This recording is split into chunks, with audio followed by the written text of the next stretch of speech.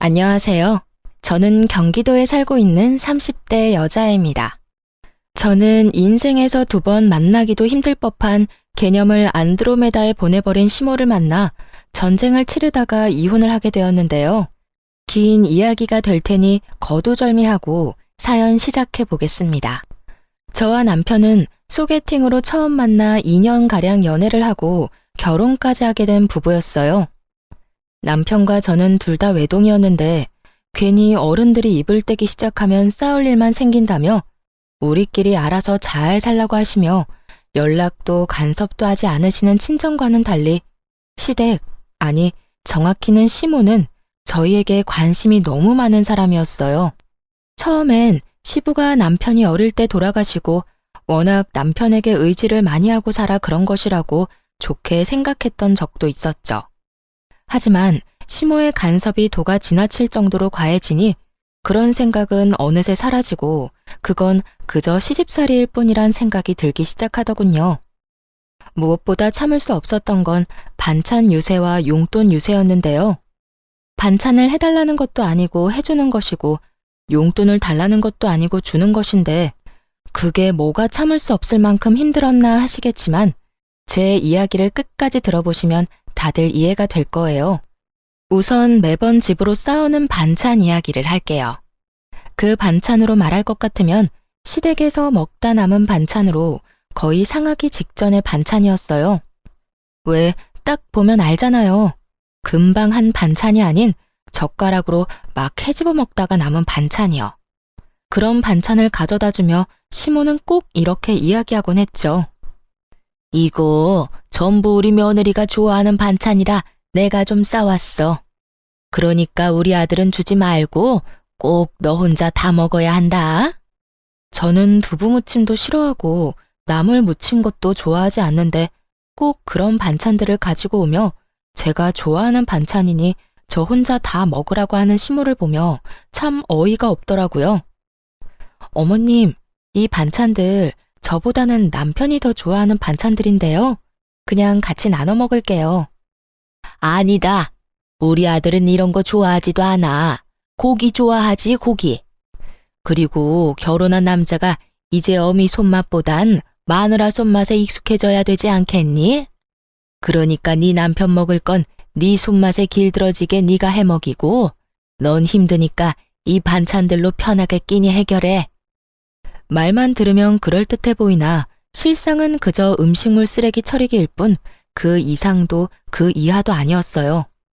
아무 이유도 없이 그만 가지고 오시라고 그러면 시모가 섭섭해할 것 같고 그렇다고 오래된 반찬은 저도 싫다고 하기엔 시모가 그런 것이 아니라고 딱 잡아떼면 증명할 방법이 없는 그런 상황이었죠. 좋은 말로 어머님 힘드시니 반찬은 알아서 해먹겠다고는 해봤지만 시모는 눈치가 없는 것인지 없는 척을 하는 것인지 한사코 힘들지 않다며 가지고 오는데 정말 미칠 지경이었어요. 그것만 해도 짜증이 충분히 나는데 또 한 가지 용돈 유세가 남아있었어요. 시모는 한사코 괜찮다고 하는 저에게 강제로 통장으로 용돈을 주곤 했는데요. 그 금액은 적게는 10만 원, 많게는 50만 원을 주기도 했습니다. 딱 한 번 준 50만이긴 하지만요. 어쨌든 제가 알기론 남편이 시모에게 생활비 명목으로 100만 원 가까이 주고 있는 걸로 아는데 남편에게 받은 돈을 저에게 주며 온갖 유세를 다 부리고 있었어요.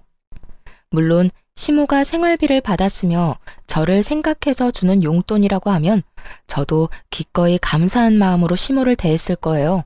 하지만 시모는 그저 그 용돈을 쥐어주며 저를 마음대로 부리고 싶어 안달이 있었고 그런 행동이 눈에 보이니 저 역시 시모가 주는 용돈마저 꺼려지는 것이 당연한 상황이었죠.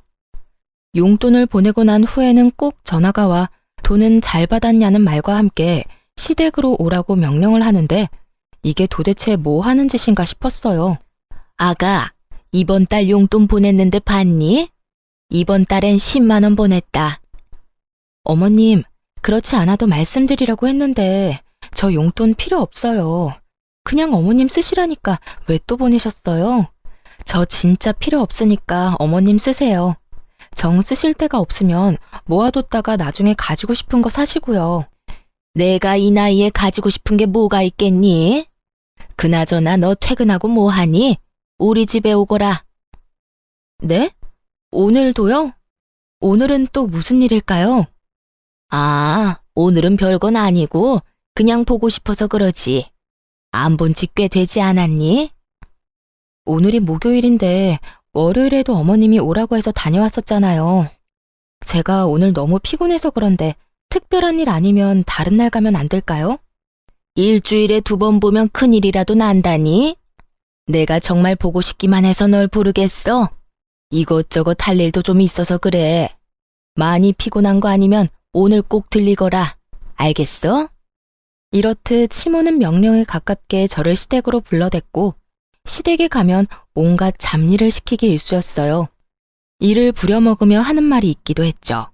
내가 너 좋아하는 반찬도 해주고 용돈도 매달 주는데 이 정도는 해줄 수 있지? 내가 힘이 없어서 그래. 좋게 좋게 생각하는 것도 하루 이틀이지. 이렇게 살 바엔 정식으로 청소 도우미 업체에 취직하는 게 더 나을 거란 생각마저 들 때도 있었죠. 거기에다 시모의 집안 정리를 해줄 때 봤던 반찬을 그대로 저희 집에 가지고 온 시모를 보며 더는 이대로는 안 되겠다는 생각을 하게 되었습니다. 그날 전 시모에게 저녁을 먹고 가라고 했고 시모는 하는 수 없다는 듯 그러겠다고 하더라고요. 어머님, 식사하시고 가세요. 이제 곧 저녁 시간이기도 하고 어머님 집에 가면 혼자 드셔야 할 텐데 오늘은 여기서 식사하시고 가세요. 그래? 그러면 그럴까? 난 혼자 먹는 게 더 편하고 좋긴 하지만 네가 그렇게 말하면 먹고 가지 뭐. 전 일부러 시모가 한 반찬들로만 밥상을 차려버렸고 저만 먹이려고 했던 시모의 계획과는 달리 다 함께 그 오래된 반찬을 먹어야만 하는 상황이 되어버렸던 것이었죠. 전 아무리 시모에게 한 방 먹이기 위함이라곤 하지만 그 반찬들을 먹고 싶지 않았기에 미리 손을 써 입맛이 없다며 밥을 물에 말아 먹기 시작했어요. 그런 저를 보며 시모는 이러지도 저러지도 못하고 있었고 남편은 그저 엄마 반찬에 신나 반찬들을 열심히 집어먹기 시작하더군요. 우와, 이게 다 뭐야? 전부 우리 엄마 반찬 아니야? 오랜만에 엄마가 한 음식 좀 먹어볼까? 시모가 말릴 새도 없이 남편의 젓가락질이 시작되었고 한참을 쩝쩝거리며 반찬을 집어먹던 남편은 갑자기 이상한 소리를 내며 입안에 반찬들을 뱉어내기 시작했어요. 맛이 이상한데? 다른 건 긴가민가 했는데 이 꼬막은 완전 상한 것 같아, 엄마. 남편은 척 보기에도 상태가 심상치 않아 보이는 꼬막 무침을 뒤적거리며 이상하다고 연신 툴툴대고 있었고 시모는 꼬막 반찬을 비롯해 식탁 위의 반찬 모두를 치우며 이상한 변명을 해대기 시작하더군요. 아무래도 오는 길에 좀 상했나 보다. 원래 반찬이란 게 그래. 한 김 식히고 나면 바로 냉장고에 넣어두고 조금씩 꺼내서 먹어야 하는 건데 밖에서 너무 오래 있었나 보네. 엄마, 말이 되는 소리를 해. 지금 날씨가 얼마나 추운데 그 사이에 상했단 말이야. 밖에 눈 오는 거 안 보여? 온도가 영하라고. 눈 오는 날 반찬 옮기다가 상했다고 하면 다들 비웃을 거다. 그나저나 이거 오늘 한 반찬 맞아? 금방에서 가지고 왔을 텐데 맛이 왜 이래? 아무것도 모르는 남편은 계속해서 시모에게 추궁 아닌 추궁을 하고 있었고 상황이 그렇게 되자 시모는 반은 진실이고 반은 거짓인 말을 뱉어내기 시작하더군요. 어머나, 그러고 보니 반찬통이 바뀐 것 같기도 하네. 오늘 새로 싹 한 반찬을 가지고 온다는 게 먹던 반찬을 가지고 온 모양이야. 재료가 좀 남아서 같은 메뉴로 만들었더니 이사달이 난다. 아들, 이거 먹지 마. 그러다 배탈이라도 나면 어떻게 해? 결국 시모는 본인이 가지고 온 반찬들을 스스로 다 버리게 되었고 그런 시모를 보던 남편은 반찬을 가지고 오지 말라고 하더라고요. 엄마, 앞으로 고생스럽게 반찬 가지고 오지 마. 이게 뭐야? 기껏 가지고 와서 다 버리고 말이야. 이건 엄마가 실수해서 버린 거지. 평소엔 내가 가져다 주면 네 와이프가 얼마나 좋아하는데 넌 아무것도 모르면서. 어머님, 저도 이제 괜찮아요. 이 사람 말대로 어머님 너무 고생스럽기도 하고 이제 저도 어느 정도 실력도 늘어서 혼자 잘 만들 수 있어요. 제 말을 들은 시모는 찰나의 순간 저를 노려본다 싶더니 다시 인자한 미소를 지어 보일 뿐 아무 말도 하지 않더라고요. 전 그 침묵을 긍정으로 알아들었는데 그게 아니었더군요. 시모는 저와 남편의 말에도 불구하고 반찬을 계속해서 가지고 왔어요. 2번 다신 그런 실수는 하지 않겠다는 의지를 불태운 듯 남편이 좋아하는 반찬은 새로 한 것으로 나머지는 여전히 냉장고에 뒹구던 걸 가지고 오곤 하더군요. 그 정성으로 취미생활이나 가지지. 이게 뭐 하는 짓인가 싶은 순간이 한두 번이 아니었어요. 시모의 그런 행동이 계속되자 결국 전 남편에게 솔직하게 말하기로 했습니다. 여보, 당신이 반찬 좀 가지고 오지 말라고 다시 한번 말해주면 안 돼? 엄마 또 반찬 가지고 왔어? 아, 진짜 힘들게 가지고 오지 말라니까. 그런데 당신은 우리 엄마가 반찬 가져다 주면 좋은 거 아니야? 왜 가지고 오지 말래? 솔직히 당신은 편하고 좋잖아. 반찬 걱정 안 해도 되고 말이야. 편하기는 무슨. 당신 정말 몰라서 물어? 어머님이 가지고 오신 반찬 대부분 오래된 반찬이잖아. 저번에 당신이 반찬 지적하고 난 후엔 당신이 좋아하는 반찬은 새로 해오는데 나머지는 여전히 냉장고에 뒹굴던 반찬들이라고. 제 말을 들은 남편은 저를 이상한 눈으로 보며 득달같이 따지고 들더라고요. 뭐? 당신 무슨 말을 그렇게 해? 당신 말대로면 우리 엄마가 우리 집에 음식물 쓰레기라도 갖다 준다는 말이야? 쓰레기라고 하기엔 뭐하지만 오래된 게 맞긴 해. 내가 어머님 집 청소하러 갔을 때 본 반찬을 그대로 가지고 왔더라니까. 메뉴도 그대로였고 심지어 통도 같았다고. 그만해라 진짜. 당신 그렇게 안 봤는데 진짜 실망이다. 어떻게 우리 엄마 호의를 그딴 식으로 몰아갈 수가 있어? 당신 이것밖에 안 되는 여자였어? 그러면서 엄마가 준 용돈은 좋다고 받고 있다며? 남편은 화를 내며 그 빌어먹을 용돈 이야기를 꺼내더라고요. 남편은 마치 제가 용돈을 달라고 졸라서 시모가 하는 수 없이 준다는 듯 말하고 있었고 그 모든 건 시모의 입에서 나온 거짓말이란 걸 전 알 수 있었죠. 어머님이 그래? 내가 그 용돈들을 좋다고 받고 있다고? 뭐 용돈만 주면 입이 귀에 걸려서 청소도 해주고 빨래도 해준다고 하더구먼. 난 당신이 그렇게 속물인 줄 몰랐잖아. 어떻게 사람이 그래? 진짜 웃긴다. 그까짓 용돈 달라고 한 적도 없고 받아서 기분 좋았던 적도 없거든? 용돈은 아무런 대가 없이 그냥 주는 게 용돈 아니야?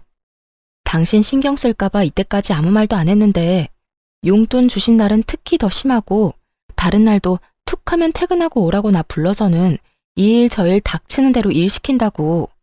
그러면서 꼭 용돈도 주는데 이 정도는 할 수 있지? 이러신다고.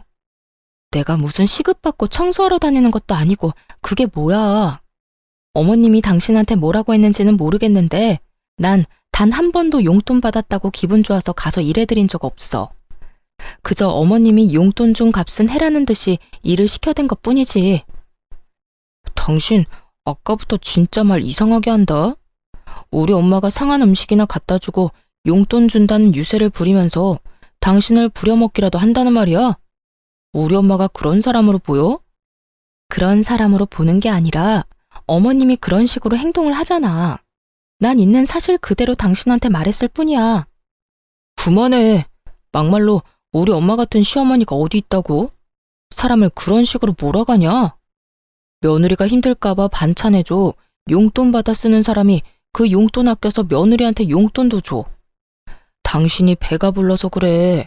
복에 겨워서 그딴 말도 안 되는 소리를 하는 거라고. 어느새 남편은 화를 내고 있었고 저 역시 그런 남편을 보며 점점 화가 나고 있었어요.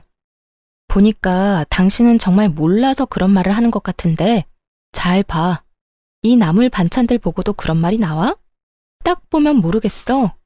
오늘 한 반찬이면 아니 하다못해 어제 한 반찬이라도 이렇게까지 흐물흐물하고 물이 이렇게나 많이 생기진 않아. 다른 것도 마찬가지고. 거의 다 흐물흐물. 물에 며칠씩 담가뒀다가 뺀 애들처럼 힘이 없잖아. 금방 한 반찬은 절대 이렇지 않아. 이건 분명 냉장고에 굴러다니던 오래된 반찬이라고. 아, 됐어. 그렇게 미덥지 않으면 앞으로 우리 엄마 반찬에 손도 대지 마. 다 내가 먹을 테니까 당신은 손도 대지 말라고. 언성을 높이며 화를 내던 남편은 시모의 반찬을 억지로 입에 쑤셔 넣기 시작했고, 표정이 좋지 않은데도 불구하고 끝까지 맛만 좋다고 하며 씹어 넘기더라고요. 고집을 넘어 아집을 부리는 남편을 보며 말리고 싶은 마음도 없었던 전 그저 남편을 보고만 있었죠. 결국 그날 새벽 남편은 배를 붙잡고 뒹굴다 응급실에 실려가게 되었어요. 남편은 식중독으로 판명되었고, 남편이 새벽녘에 응급실을 다녀왔다는 이야기를 들은 시모가 집으로 득달같이 찾아와서 저에게 화를 내더라고요. 본인 반찬으로 이런 일이 일어난 것인데 미안하다고 하기는커녕 도리어 화를 내는 시모를 보는데 얼마나 어이가 없었나 모릅니다. 너, 내가 그 반찬들은 너 먹으라고 했지? 왜 우리 아들을 먹여서 이 사단을 만들어? 적반하장이라고 저에게 화를 내는 것도 어이가 없는데 그 상한 반찬을 왜 제가 먹지 않고 남편을 먹였냐고 따져 묻는데 화가 폭발하고야 말았습니다. 말 참 이상하게 하네요. 그 음식물 쓰레기를 저는 먹어도 되고 어머님 아들은 먹으면 안 되나요? 굳이 한 명이 먹어야 한다면 피 한 방울 섞이지 않은 제가 아닌 핏줄인 어머님 아들이 먹는 게 맞다고 생각하는데요. 뭐야? 음식물 쓰레기라고 했니? 네, 음식물 쓰레기요. 저 다 알고 있어요. 어머님이 저 먹으라고 가져다주는 반찬들 적어도 일주일씩은 어머님 냉장고에서 굴러다니다 가지고 오는 거잖아요. 매번 어머님이 불러서 갈 때마다 다 봤거든요. 다 봤다는 제 말에 시모는 얼굴이 지나치게 붉어진다 싶더니 붉어진 얼굴을 들이밀며 우겨대기 시작하더군요. 며칠이 되었든 냉장고에 있으면 다 괜찮아. 다 괜찮고 먹을 수 있는 음식이니 갖다 준 것뿐인데 그게 뭐가 문제라고 시어미가 준 음식을 음식물 쓰레기 취급이야? 다 괜찮고 먹을 수 있는 음식인데 왜 남편은 절대 못 먹게 하는 건가요? 그리고 그 먹을 수 있는 음식을 먹은 남편은 왜 저러고 누워있을까요? 그것도 식중독이라는 판명까지 받고 말이죠. 식중독이라는 말이 나오자 시모는 더욱더 당황하며 말까지 더듬기 시작하더군요. 그러면서 한다는 변명을 듣고 있자니 정말 기가 막힐 지경이었죠. 그건 단순히 운이 좋지 않았을 뿐이야. 우리 아들이 회사 생활 때문에 힘들어서 컨디션이 좋지 않았을 수도 있고, 왜 피곤하고 그러면 면역력도 떨어지고, 그럴 땐 음식도 조심해야 하니까 그럴 수도 있는 거지. 무슨 말을 하든 제 말은 다 틀리고 본인 말이 다 맞는다고 우겨대는 시모와 더는 어떤 말도 섞고 싶지가 않더라고요. 정확히는 저를 음식물 쓰레기통 취급이나 하는 시모를 더는 시모 대접해주고 싶지 않았어요. 그러면 그런 걸로 치고 저는 먹을 수 있는 반찬이든 말든 다 필요 없으니 앞으로 반찬 가지고 오지 마세요. 어차피 가지고 와도 다 버릴 반찬 서로 힘들게 오갈 필요 없잖아요. 어머 얘 봐라. 돈 줄 때는 좋다고 알랑방귀 끼더니 어쩌다 실수로 상한 반찬 좀 줬다고 이런 식으로 안면몰수하고 성긋네? 너 원래 이런 애였니? 이제 시모는 저를 무슨 돈만 밝히는 파렴치한 며느리로 몰아가더라고요. 그런 시모에게 있는 힘껏 코웃음을 쳐주며 말했죠. 아, 그 용돈이요? 그렇지 않아도 말하려고 했는데 그 용돈 저 필요 없다고 했잖아요. 필요 없다고 그렇게 말하는데 왜 매번 강제적으로 보내버리곤 일은 일대로 시키세요? 그리고 저요, 용돈 때문에 알랑방귀 낀 적 단 한 번도 없는데 도대체 누구랑 착각하는 건지 모르겠네요. 이런 건방진 것을 봤나? 말버릇이 그게 뭐니 도대체? 어디서 어른한테 그따위로 말하는 게야? 너는 친정에서 그따위로 배웠니? 얼마나 보고 배운 게 없으면 다른 사람도 아닌 시어미한테 그런 식으로 하는 거냐니 말이야. 시모는 결국 선을 훌쩍 넘겨버리는 발언들을 서슴없이 해대고 있었고 머리끝까지 화가 터져버린 저는 시모에게 고함을 질러버렸어요. 다른 건 몰라도 제 친정에 대해서 그렇게 말하지 마세요. 다른 사람은 몰라도 어머님이 제 부모님들에 대해서 그런 식으로 말할 자격은 없다고 생각해요. 시모는 제 고함에 깜짝 놀란 듯 눈을 동그랗게 뜨고 그저 저를 바라만 보고 있었고 몸져 누워있던 남편이 몸을 일으켜 저에게 화를 내기 시작하더군요. 당신 미쳤어? 시어미한테 그따위로 화를 내는 며느리가 어디 있어? 얼른 사과 못해? 정말 웃기지도 않는 노릇이었어요. 지금 사과를 받아야 할 사람이 누군데 저에게 사과를 하라고 화를 낸다뇨. 고함을 지르고 있는 남편을 똑바로 바라보며 말했어요.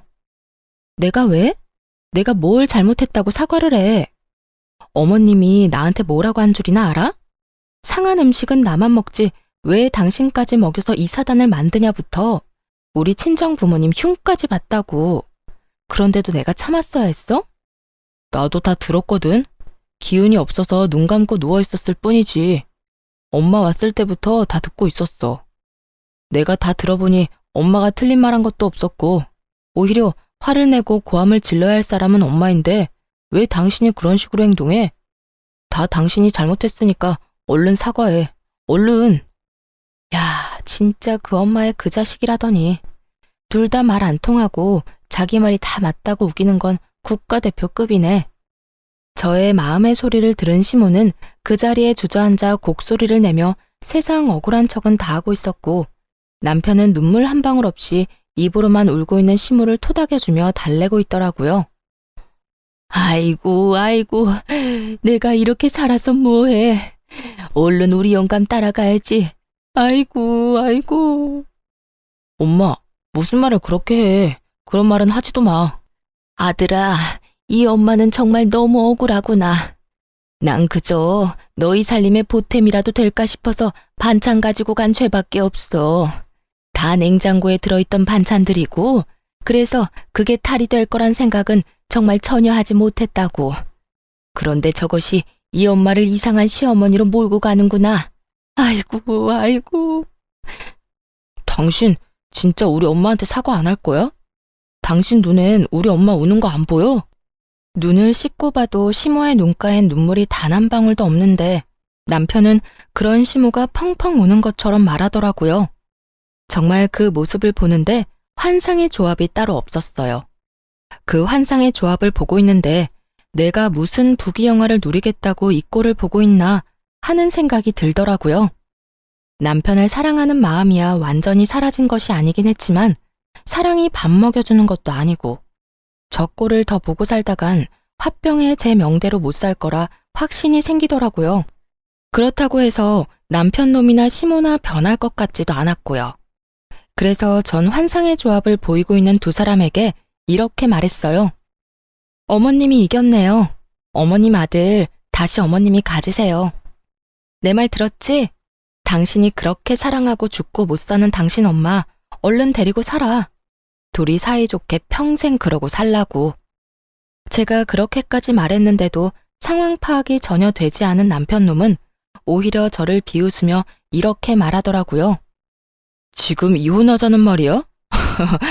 병원은 내가 다녀왔는데 아프기는 당신이 아파? 뭐 이딴 일로 이혼 이야기가 나와. 그렇게 우리 엄마한테 사과하기가 싫어? 남편의 비아냥거리는 말에 시모 역시 곡소리를 멈추고 남편과 함께 비아냥대기 시작하더군요. 그러게나 말이다. 네가 마누라를 얻은 게 아니라 상전을 얻은 모양이구나.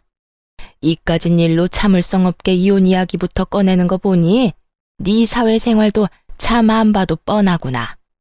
어찌 되네가 그렇게 참을성도 없고 어른 공경할 줄도 모르고 앞으로 나한테 배울 게 많겠어. 이혼하자는 말에 비웃는 남편이나 자신에게 배울 것이 많을 것이라는 시모나 어이없기는 매한가지였어요. 여전히 부둥켜 안고 있는 두 사람이 어찌나 꼴보기 싫던지. 난 있잖아. 이런 상황에서 마누라는 뒷전이고 무조건적으로 자기 엄마만 감싸는 인간이랑 더 이상 살 생각 없거든? 그까지 사과하는 게 뭐가 힘들다고 이혼 이야기까지 나오겠어. 난 사과하기 싫어서 이혼하는 게 아니라 그냥 당신이랑 더는 살고 싶지 않아서 이혼하자는 거야. 그러니까 난 당신한테 오만정이 떨어졌으니까 이혼하자고. 진심 가득한 이혼 선언에 남편은 그저 눈만 꿈뻑이고 있었고 시모는 정말 이혼할 거냐고 저에게 되묻더라고요. 너 정말 진심으로 이혼하자는 거니? 이까진 일로? 네, 정말 진심으로 이혼하자는 거예요. 그리고 이혼도 진짜 할 거고요. 내가 너 이러라고 이때까지 용돈까지 챙겨준지 아니? 어떻게 은혜를 원수로 갚을 생각을 해? 아니, 은혜를 받은 적이 없는데 어떻게 뭘 갚겠어요. 그리고 말이 나왔으니까 하는 말인데 그 푼돈 한 푼도 안 쓰고 다 가지고 있으니까 다 돌려드릴게요. 계좌로 바로 보낼 테니까 그 돈으로 다른 거 하지 말고 꼭 음식물 처리기나 사세요. 뭐야? 또 그리고요. 이때껏 그까지 푼돈이나 주면서 저 종부리듯 부려먹은 대가는 위자료로 받을 테니 어머님도 위자료 준비하고요. 위자료 이야기까지 나오자 남편과 시모는 그제야 상황의 심각성을 깨달았는지 한 발 물러서 저를 달래려고 애쓰더라고요. 아가야, 이까진 일로 무슨 이혼이니? 그리고 위자료라니? 내가 너한테 뭘 그렇게 잘못했다고 위자료까지 달라는 거야? 그래 여보. 당신 지금 너무 흥분해서 말이 막 나오는가 본데 일단 조금만 흥분을 가라앉혀보자. 심호흡부터 크게 해봐. 얼른 나 따라 해보라니까. 심호흡 같은 소리 한다. 그 좋은 심호흡은 이혼 소장 보면서나 해. 난 당신들이 뭐라고 하든 이혼할 거니까. 마지막까지 이혼을 선언한 저는 두 사람을 차례대로 집에서 내쫓아버렸고 다음날 남편 혼자 찾아와 저를 달래는 척을 하며 가스라이팅 하려고 하더라고요. 모든 것이 다 제 잘못이라고 주입을 시키려고 말이죠. 여보, 오늘은 기분이 좀 어때? 화는 좀 가라앉았어? 어제 쫓겨났던 거 잊었어? 어제 쫓겨났으니 오늘은 와도 된다고 생각했나 본데 그런 거 아니거든? 이혼하자는 내 말 잊었어? 여보, 내 말 잘 들어봐. 어제는 우리 엄마도 잘못한 것이 맞지만 당신도 화가 많이 난 상태였잖아. 물론 우리 엄마가 처음에 잘못했지. 가지고 오지 말란 반찬 굳이 가지고 와서 식중독까지 걸리게 만들었으니 말이야. 그런데 식중독은 당신이 걸린 게 아니고 내가 걸린 건데 당신이 그렇게까지 화를 내니 나도 엄마도 좀 감정이 격해지더라고. 그러다 보니 당신도 언성이 높아졌고 말이야. 아무리 화가 났다고 해도 당신이 며느리인데 그런 식으로 하는 건 아니잖아. 예의 문제 아니야? 그래서 난 엄마한테 사과를 하라고 한 거였지. 어찌되었든 어른이잖아. 그리고 따지고 보면 잘못한 것도 없었고 말이야. 말은 청산유수다 싶었네요. 어찌나 그럴듯하게 개소리를 하는지 하마터면 넘어갈 뻔했지 뭐예요. 개소리를 짓거리는 남편에게 찬물을 시원하게 던져주며 말했어요. 어디서 가스라이팅질이야. 뭐? 어른? 예의? 잘못한 게 없어? 지나가던 개미가 다 웃겠다 야. 넌 네 엄마가 해온 반찬 먹고 응급실까지 실려가고도 느낀 점이 없어? 그래도 네 엄마가 아무 잘못이 없다고? 네 엄마도 네 엄마지만 너도 참 너다. 찬물 뒤집었으니 어때? 정신이 바짝 들지? 그 바짝 든 정신으로 이혼 준비나 잘해. 네가 날 찾아와서 뭐라고 하든 이혼할 거니까 앞으로 찾아오지 말고. 전 남편을 또다시 내쫓아버렸고 아들이 그런 꼴을 당하고 쫓겨났다는 사실을 알았는지 시모에게서 전화가 오더군요. 전 말을 섞고 싶지도 않아 전화를 무시해버렸고 통화가 되지 않으니 문자가 쏟아지더라고요. 얼마나 고마웠나 모릅니다. 반찬을 증거로 제출할 수도 없는 노릇이고 시모가 저에게 했던 짓을 어떻게 증명하나 했는데 시모는 친절하게도 문자로 어떤 잘못을 저질렀는지 다 나열해 주더라고요. 몹쓸 물거나 네가 감히 내 아들한테 물을 뿌려? 내가 널 가만둘 줄 알아? 이럴 줄 알았으면 내가 너한테 상한 반찬이 아니라 더한 걸 가져다 줬어야 했는데 그걸 못한 게 후회가 다 되는구나. 나한테까지 위자료를 청구한다고? 오래된 반찬 좀 가져다 준 걸로 위자료 청구가 될 것 같아? 내가 널 집으로 좀 불러서 일 좀 시켰다고 위자료 청구가 될 것 같냐고? 그저 일주일에 두세 번 불러서 청소 빨래 같은 거 좀 시켰다고 위자료 청구가 될 것 같으면 대한민국 시어머니들은 다 거짓골이 될 거다 이 고약한 거사. 이 뒤로도 시모에게선 괘씸하다는 듯 욕설이 가득한 문자들이 왔고, 덕분에 전 남편뿐 아니라 시모에게까지 위자료를 받으며 이혼을 하게 되었습니다. 상한 반찬이야 그냥 뒤로 버리면 되고 주는 용돈 감사히 잘 받아서 쓰면 되지 무슨 이혼까지 하냐고 하는 분들도 계시겠지만 쓰레기통 취급받는 기분이라 이미 감정적으로 많이 지친 상태였고 충돌이 일어나기 전까진 나름대로 최선을 다해 정성과 마음을 쏟았던 터라 더는 미련도 없더라고요. 거기에다 응급실까지 다녀온 전 남편이 금요한 그 꼴로 시모 편만 들고 나서니 더는 가망이 없다고 생각하기도 했고요. 그렇게 이혼을 하고 난 후 전 생각보다 더 빨리 일상을 찾아가고 있었어요. 제가 그렇게 일상을 찾아가는 사이 전 남편 역시 곧 재혼할 것 같다는 이야기가 들리더라고요. 전 시모가 나서 새로운 며느리감을 찾고 있다는 소식과 함께 전 남편은 그저 전 시모의 꼭두각시처럼 엄마가 시키는 대로 살고 있다는 이야기를 들을 수 있었죠. 그 후 1년 하고도 6개월이 지났고 잊고 지냈던 전 남편에게 갑자기 연락이 왔더라고요.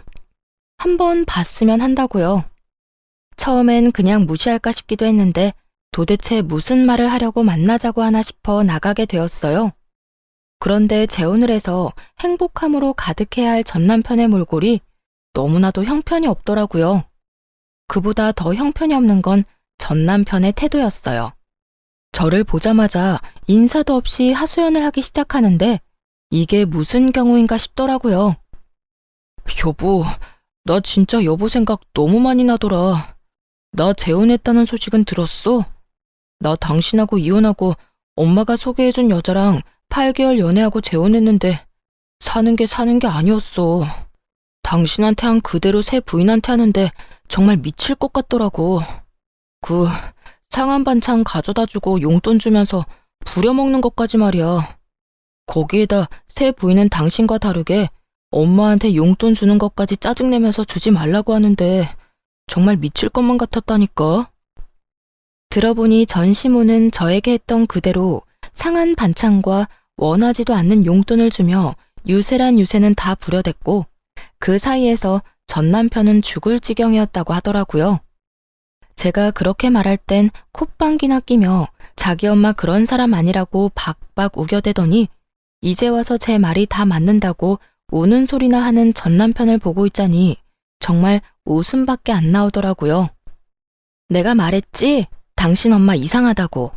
그땐 그렇게 아니라고 하더니 왜? 2번 당해보니 내 말이 다 맞다 싶어? 같은 일이 또 반복되고 두 사람 다 똑같은 말을 하니까 그제야 당신 말이 다 맞았다 싶더라고. 이게 끝이 아니야. 내가 용돈을 줄이니까 화가 난 엄마가 새 부인 골탕이라도 먹이고 싶었는지 싸운 반찬 다 먹을 때까지 집에 안 간다고 난리를 부려서 결국 먹게 됐거든? 와이프는 빨리 돌려보내고 싶은 마음에 이상해도 참고 그냥 밀어넣은 거지. 그때 나처럼 말이야. 그런데 그게 잘못돼서 병원에 실려가고 결국 유산까지 해버렸지 뭐야. 임신한 사실을 몰랐어. 집사람이나 나나. 여기까지만 해도 입이 벌어지게 충격적인데 더 과간인 이야기가 전 남편의 입에서 흘러나오더라고요. 그런데 거기에서 내가 아내 편을 들었어야 했는데 너무 대역죄인으로 몰리는 엄마가 너무 불쌍한 거야. 그래서 나도 모르게 엄마 편을 들어버렸어. 내가 그런 식으로 나오니까 집사람도 화가 나서 이혼하자고 하고 그래서 결국 나 또 이혼당했어. 나 이제 진짜 어떡해? 있는 돈 없는 돈 탈탈 털어서 이리저리 위자료 다 주고 나니까 돈도 없고 결혼은 2번이나 했는데 아내도 없고 이게 뭐냐고. 얼마나 구슬프게도 우는지 남들이 보면 전 남편이 피해자라도 된다고 생각하겠더라고요. 울고불고 하려고 나 불러냈어? 그렇게 하소연을 하고 싶으면 당신 엄마한테나 하면 될 거 아니야. 우리 엄마? 말도 마. 이러는 와중에도 위자료 한 푼 안 보태주더라. 나는 엄마랑 내 위자료 낸다고 빚쟁이가 될 지경인데 우리 엄마는 2번 이혼한 게 전부 내 탓이라고만 하면서 나한테 화만 내더라니까. 내가 여자 하나 제대로 못 휘어잡아서 그렇다나 뭐라나. 그러면서 요즘에 또 며느리감 알아보러 다니는데 정말 미칠 것 같아. 이제 또 이혼하게 되면 위자료 줄 돈도 없다고. 그 말을 듣고 있는데 정말 그 아줌마도 대단하다 싶더라고요. 전 남편의 행동이 잘못된 것도 맞지만 따지고 보면 다 본인의 그릇된 행동과 생각에서 일어난 일들인데 자신의 잘못은 단 하나도 깨닫지 못한 채 오로지 아들 탓만 저렇게 할 수 있는 것인지 그 머릿속이 궁금해지기까지 하더군요. 거기에다 세 번째 며느리감을 또 구하고 있다니 정말 포기를 모르는 아줌마더라고요. 이런저런 생각에 빠진 저는 아무 말을 하지 않았는데 전 남편이 눈치를 보며 다시 입을 열더라고요. 당신 말이 다 맞았어. 진작 당신 말 좀 들을 걸 그랬어. 그래서 하는 말인데 여보, 우리 다시 재결합하는 거 어때? 순간 저는 제 귀가 잘못된 것인 줄 알았어요. 이때껏 새 부인 이야기와 전 시모욕을 그렇게나 해대던 전 남편의 입에서 재결합이란 단어가 나올 거란 생각은 전혀 하지도 못했으니까요. 뭐? 재결합? 너 미쳤니? 아니, 뭘 그렇게 과격하게 반응해. 당신은 나랑 이혼하고 한 번도 재결합 생각해 본 적 없어? 나는 당신 생각 많이 하고 후회도 많이 했었어. 돌이켜보니까 당신만큼 나 생각해주고 나 사랑해준 여자도 또 없더라. 당신이 나랑 재결합만 한다고 하면 나 우리 엄마랑 영까지 끊을 수도 있어. 말이야 바른 말이라고. 우리 엄마만 아니면 우리 싸우는 일도 없었잖아. 연을 끊을 거였으면 우리가 이혼하기 전에 끊었어야지. 이제 와서 왜 이 난리야? 그땐 내가 정말 바보여서 아무것도 몰랐어. 하지만 이제 나 달라졌다고. 그러니까 여보, 우리 다시 잘해보자. 내가 앞으로 정말 당신한테 잘할 거고 엄마가 무슨 말을 하든 어떤 행동을 하든 연락하지도 않고 받지도 않을게. 정말이야. 각서도 쓸 수 있어. 전 남편은 테이블 위로 제 손을 잡으려고 시도했고 그런 전 남편의 손을 쳐내며 따끔하게 말해줬어요. 야, 제발 정신 좀 차려. 두 번째 결혼도 쫄딱 망쳐서 이혼까지 하고 온 것도 모자라 빚쟁이 주제에 또 누구 인생 망치려고 재결합을 입에 올려? 네 인생은 어차피 망했으니까 네 사랑 엄마나 붙잡고 살아. 다른 사람 인생 망칠 생각 말고. 당신이 만약 또 누군가를 만나 재혼이라도 하잖아? 그러면 또 똑같은 일이 생겨날 건 자명하고 그러면 또 당신은 이혼하게 될 거라고. 당신이야 당신 엄마 때문에 그런 일을 당하는 거지만 상대방 여자는 무슨 죄야? 그러니까 제발 혼자 살아, 혼자. 저는 자리에서 일어나 버렸고 그런 저를 따라 전 남편이 재빠르게 무릎을 꿇고 울고불고 빌기 시작하더라고요. 여보, 나 진짜 당신 아니면 안 될 것 같아서 그래. 당신 말대로 나 망친 인생 맞아. 그런데 당신만 돌아와 준다면 이 망친 인생도 회생이 가능할 것 같다니까. 아니, 같은 게 아니라 나 다시 일어날 수 있어. 내가 어떻게 혼자 살아. 아니, 엄마랑은 더는 못 살겠다고. 그러니까 사람 하나 살리는 셈 치고 나 좀 받아주면 안 될까? 너 하나 살리겠다고 내 인생을 버리라고? 내가 미쳤어? 난 죽었다 깨어나도 마마보이랑 엮이기 싫으니까 두 번 다시 나한테 연락도 하지 마. 또 연락하면 그땐 정말 가만 안 둬? 바짓가랑이를 붙잡는 전 남편을 뿌리치고 집으로 돌아와 버렸어요. 그렇게 정말 끝이라고 생각했죠. 그런데 한 달쯤 지났을까요? 이번엔 전 시모에게서 연락이 오더라고요. 너 혹시 우리 아들이랑 같이 있니? 전화를 받자마자 대뜸 한다는 말이 이 말이었는데 그 순간 정말 얼마나 황당했는지 모릅니다. 내 아들도 아닌데 왜 나한테서 아들을 찾아요? 이제 나랑 아무런 연도 없는 사람이란 거 잊었어요? 우리 아들이 마지막으로 만나러 간다던 사람이 너여서 그래. 그날 이후 우리 아들이 사라졌다고. 아들 회사에 찾아가도 사표 낸 지 한참 됐다고 그러고 전화를 해봐도 없는 번호라고 그래. 너 정말 모르니? 정말로 모르는 거 맞니? 들어보니 전 남편은 저를 만나고 난 후 시모에게 돌아가지 않고 잠적을 해버렸다고 하더라고요. 그 후 회사도 그만두고 연락도 다 끊어버렸다고 하고요. 오죽했으면 자신을 키워준 부모를 버렸을까 싶다가도 영 끊고 살겠다는 말 한마디 할 자신이 없어서 몰래 도망치듯 떠났을까? 참 끝까지 한심한 인간이더라고요. 정말 모른다니까요. 그리고 나 이제 그쪽 며느리 아니거든요. 그러니까 이런 식으로 연락해서 고함 지르지도 마세요. 이런 꼴 안 당하려고 이혼한 거 잊었어요? 이만 끊을게요. 더는 할 말이 없어서요. 까랑까랑한 목소리를 듣는 것 자체가 너무 고역이었어요. 얼른 전화를 끊고 싶었을 뿐인데 그런 제 말에 단단히 오해를 했는지 전 시모는 더욱더 화를 내며 저에게서 전 남편을 찾기 시작하더라고요. 마치 제가 전 남편을 숨기고 돌려주지 않는다는 듯 말이에요. 역시 너일 줄 알았어. 내 아들 너한테 간다고 하고 연락이 끊겼다니까. 너희 집에 있지 내 아들? 얼른 내 아들 내놓지 못해? 네가 뭔데 내 아들 숨겨? 아줌마, 정신 차리세요. 아줌마 아들 여기 없다니까요. 제가 미쳤다고 빚뿐인 아줌마 아들을 숨겨주겠어요? 준다고 해도 싫다고요. 네가 아니면 내 아들이 갈 데가 없는데 어디서 거짓말이야. 아니 됐고, 네 집 주소나 불러라. 네가 계속 아니라고 하면 내가 직접 가서 찾아보면 된다. 사람이 말을 하는데 들어먹질 않더라고요. 끝까지 자기 아들이 자기 때문에 떠난 걸 인정하고 싶지 않아서 어린애처럼 떼를 쓰는 모양새였죠. 정신이 나간 아줌마에게 마지막으로 한마디 해주고 전화를 끊었어요. 아줌마, 내가 아줌마 며느리 자리 박차고 나온 지가 언젠데 나한테 이딴 식으로 고함을 질러요?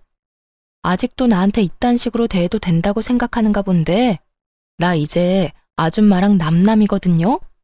그리고 내가 계속 말했죠.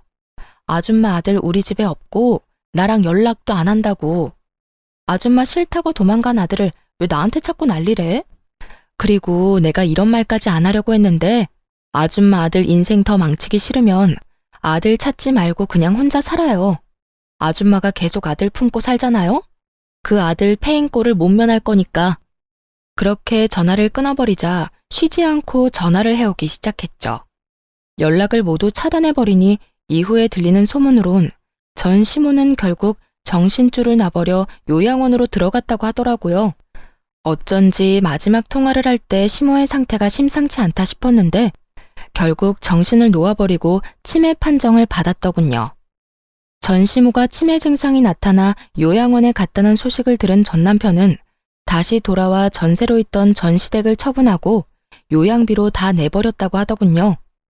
자신이 위자료를 내느라 진 대출금은 하나도 갚지 못하고 말이죠.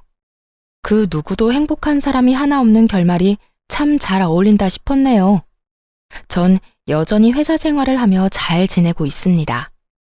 이번에 쓰지 않은 연차를 이용해 긴 휴가를 계획하고 있는데 그때 해외여행을 다녀올 예정이에요. 제대로 된 해외여행이 이번이 처음이라 설레기도 하는데요. 위자료를 받은 돈을 하나도 쓰지 않고 뒀던 터라 이번 여행에 좀 써보려고 해요. 이번 여행은 그간 고생한 저를 위한 여행으로 돈 걱정은 전혀 하지 않고 오롯이 힐링만을 생각하며 보내고 오려고요. 이런 걸 보고 금융치료라고들 한다죠. 저도 그 효과 좋다고 소문난 치료를 받아보려고 합니다. 처음 이혼을 했을 당시 엄마가 이런 말을 해주더라고요. 딸, 이혼 그까짓 거 아무것도 아니다. 이혼 좀 했다고 네 인생 망하는 거 아니고 이혼이 네 발목 잡는 일도 없을 거야. 그러니까 너도 괜히 기죽지 말고 당당하게 살아. 요즘 같은 세상엔 그런 대우받고 참고 사는 게 바보 같은 거지. 그걸 박차고 나왔다고 널 욕할 사람은 아무도 없어. 그저 지금은 잠시 쉬어간다고 생각하고 마음 정리 잘하고 정리 다 된 다음엔 앞만 보고 당당히 살아가. 알겠지? 남들 다 하는 말인데 엄마가 이런 말을 해주니 정말 큰 위로가 되더라고요. 엄마의 말대로 이혼이 저를 기죽이지 못하도록 더 당당하고 행복하게 살아가 보려고 합니다. 만약 계속 결혼 생활을 유지했다면 전 시모가 입원하게 된 그 요양병원은 제가 가지 않았을까 하는 생각도 들더라고요.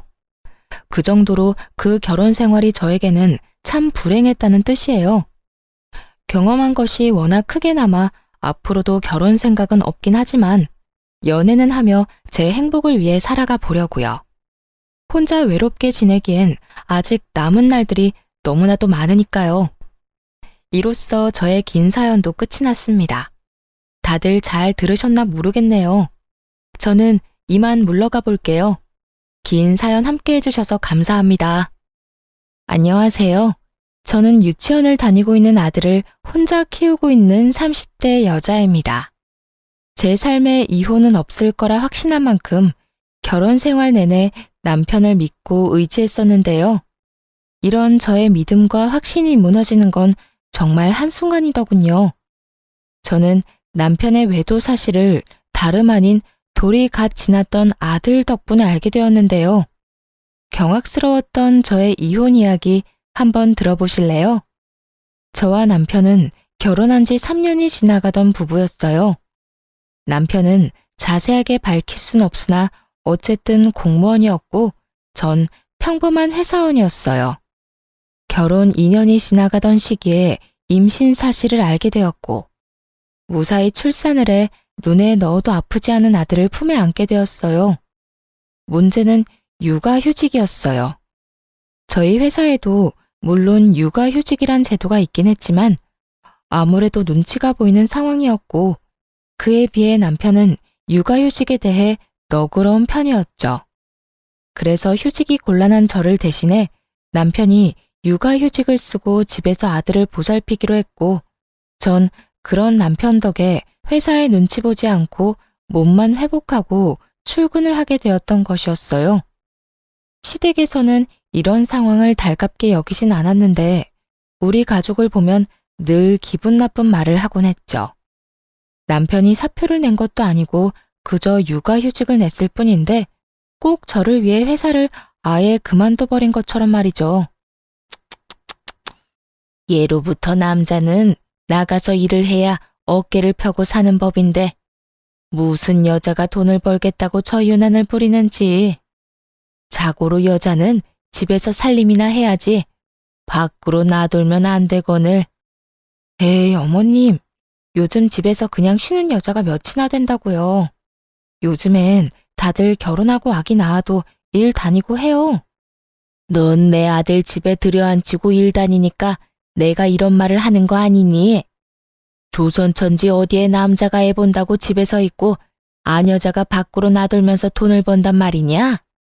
어머님, 아범이 아예 사표를 쓴 것도 아니고 육아휴직을 쓴 거라고요.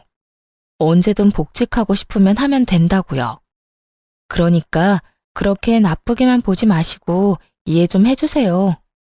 어머님 저 볼 때마다 매번 그렇게 말하니까 저도 어머님 뵐 때마다 마음이 불편하다고요. 네 마음 편해지라고 나는 할 말도 하면 안 되니? 하여튼 이래서 안 되는 거다. 사회생활 좀 한다고 하늘 같은 시어머니한테 말대꾸나 해대고 말이야. 아무리 좋게 설명을 해도 끝은 매번 저 모양이니 더는 말을 섞고 싶지도 않아지더군요.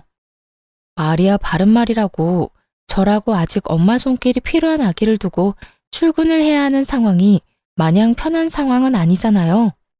물론 밖에서 사람을 만나는 저와는 달리 온종일 아기와 씨름하는 남편도 힘들겠지만 저 역시 몸도 편치 않은 상황에서 일하랴 집에 와서 살림하랴 보통 힘든 것이 아닌 상황이었죠. 하지만 남편이 절 위해 육아휴직까지 쓴 만큼 저 역시 그런 남편을 위해 최대한 힘든 티를 내지 않고 퇴근하고 나선 남편을 쉬게 하려 노력했는데 저딴 말이나 들으니 기분이 좋지만은 않은 상황이었죠.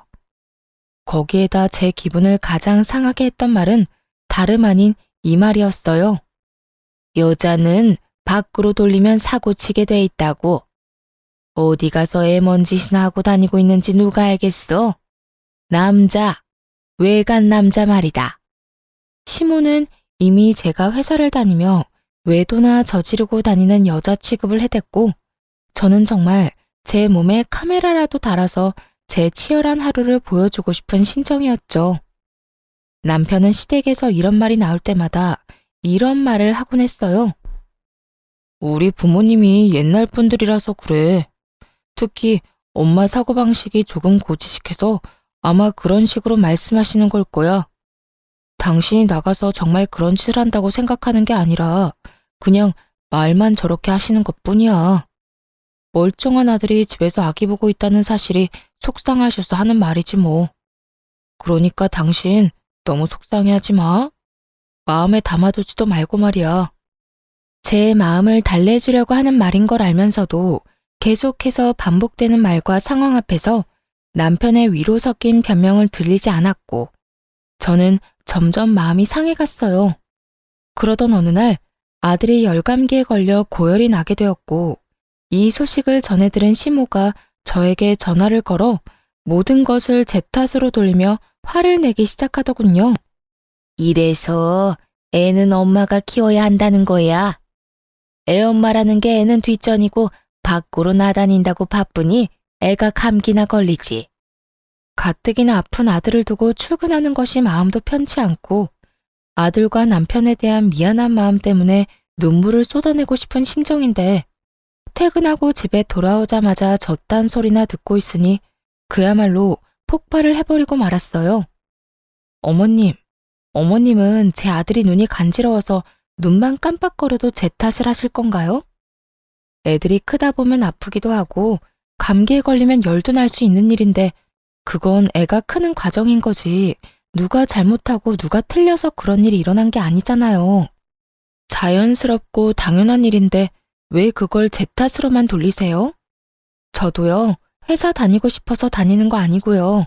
회사 다니고 싶은 남편 끌어다 앉힌 것도 아니라고요. 육아휴직을 먼저 내겠다고 말을 꺼낸 사람도 육아휴직을 결정한 사람도 다 남편이니 더는 저한테 이런 식으로 말하지 마세요. 너 이때까지 이렇게 할 말이 많은데 어떻게 참고 살았니? 입이 무거운 건지 속이 엉큼한 건지 알 수가 없구나. 시모는 있는 힘껏 말을 비꼬아대며 비아냥대고 있었고 저 역시 그런 시모에게 지지 않고 제 할 말을 해주었어요. 언젠간 그만하겠지 싶어 이때껏 참았는데 계속 참았다간 아들이 다 커서 장가 갈 때까지도 잘 되면 남편 덕분 뭐 하나라도 잘못되면 제 탓이라고 할 것 같아서 더는 참을 수가 없었네요. 넌 무슨 말을 그렇게 하니? 내가 또 언제 그렇게까지 네 탓만 했다고. 남들이 들으면 크게 오해하겠어. 난 전부 너를 걱정하는 마음의 한 말이었단다. 시모는 제가 한마디도 지지 않고 맞서자 그제야 한 발 물러서며 본인이 언제 그랬냐고 발뺌을 했고 전 그런 시모에게 조금 더 단호하게 경고 아닌 경고를 날려주었습니다. 어머님은 그런 의도가 아니었다고 한들 모든 걸 제 탓이라고 생각하고 절 미워한다고만 생각이 들었어요. 앞으로는 제가 이런 오해를 하지 않도록 어머님께서 조금 더 조심히 해주세요. 저 역시 그렇게 생각하지 않도록 노력할 테니까요. 그러면 들어가세요.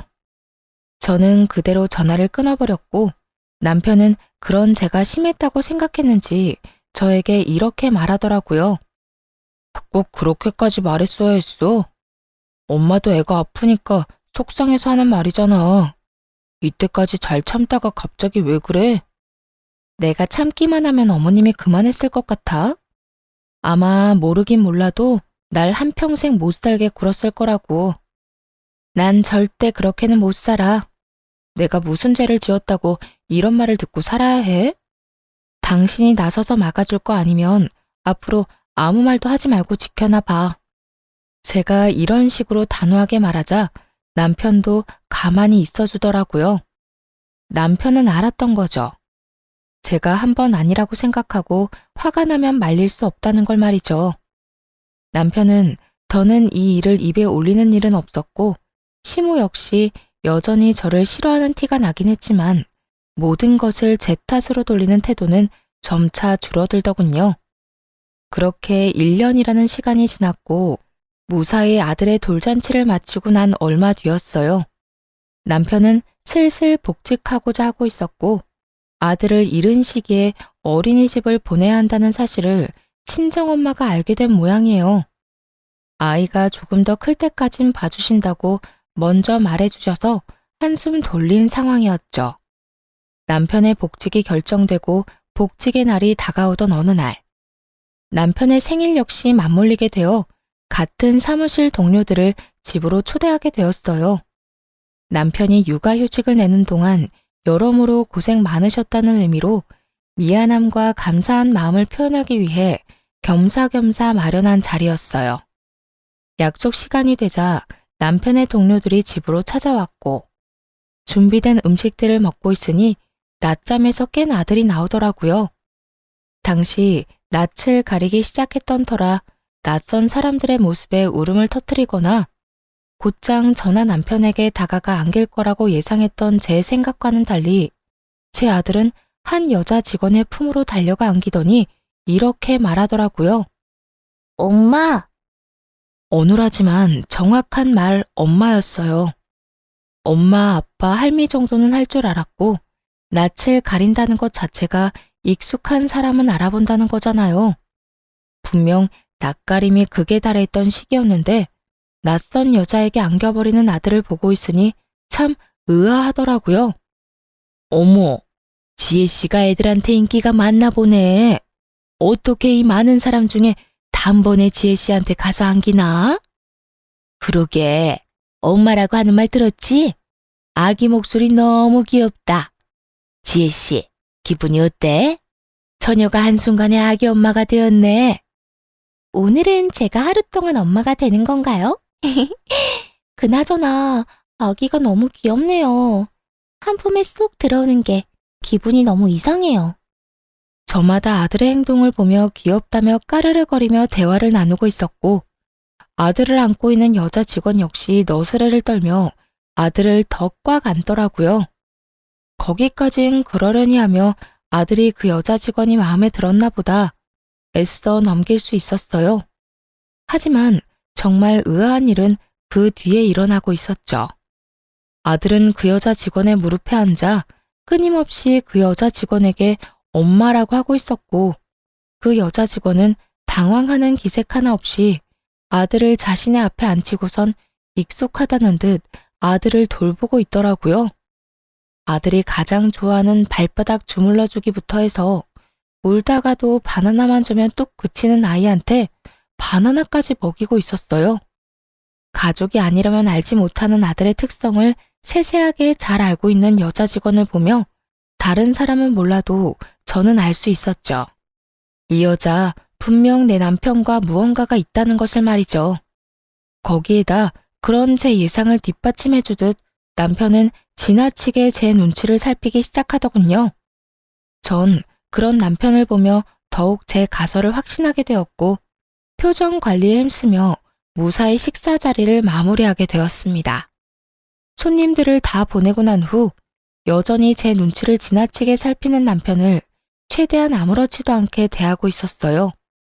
제 마음엔 99% 정도 그 여자가 그저 직장 동료가 아닐 거란 걸 확신하고 있었지만 혹시나 제가 큰 오해를 하고 있다면 그거 역시 그거대로 많이 곤란한 상황이 될 수 있을 테니까요. 전 표정 관리를 하며 오늘 하루 무사히 잘 넘겨 다행이라는 말을 하며 은근슬쩍 그 여직원 이야기를 꺼냈어요. 그 여자 직원 우리 아들 엄청 잘 봐주더라. 아들도 좋아하고 말이야. 덕분에 편하게 밥도 먹고 수다도 떨었네. 출근하면 고맙다고 해줘. 들어보니까 조카들이 어리다고 하더라고. 그래서 애들도 잘 보고 애들도 잘 따르고 하는가 보더라. 어찌되었든 당신이 오늘 편했다니 다행이다.